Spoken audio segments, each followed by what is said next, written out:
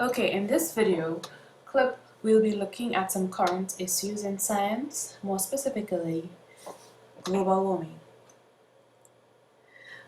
At the end of this unit, you should be able to describe possible causes and the effects and implications of global warming, and you should be able to discuss issues surrounding the non-compliance of some countries with the international environmental agreements.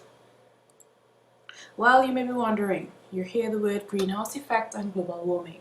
What is the difference? Well, greenhouse effect is actually something that is natural. In order for the Earth to be inhabitable, we need a temperature range, a specific temperature range on Earth. And gases such as carbon dioxide, water vapor, ozone, methane, and nitrous oxide are responsible for the natural trapping of solar energy in the atmosphere. And this natural trapping is the greenhouse effect. To illustrate this, picture the sun and its rays coming into the windshield of a car. The glass is turned up and the sun rays passes through the windshield, and since there's no way for the rays that have been trapped to escape, it stays and keeps warming the car up.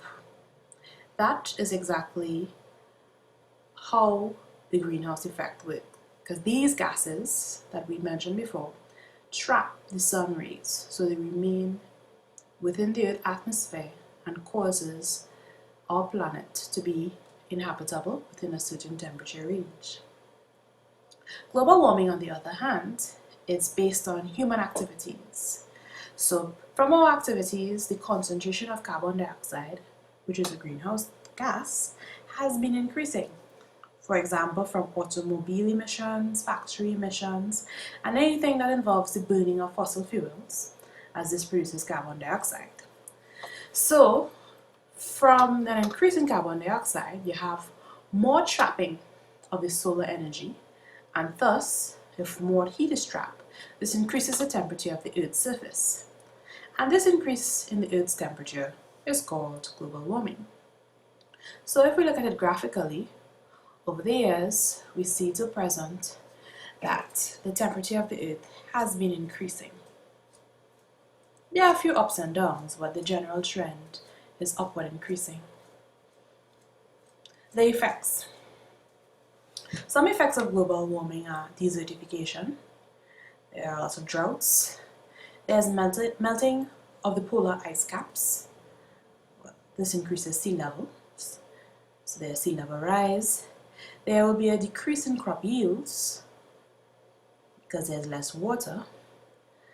There's a death of the corals. This is something to look at in the Caribbean as tourists are attracted to the coral reefs. There's an increase in the number, the frequency, and the intensity of hurricanes. So you see more category 4 and 5 hurricanes in the region. And there's a spreading of diseases such as malaria and dengue as the tropical region gets hotter. And this picture here shows flooding in St. Vincent resulting from storms. So who's responsible for all this? Well, the chief emitters of carbon dioxide is the developed countries, those with industries, such as Asia and North America.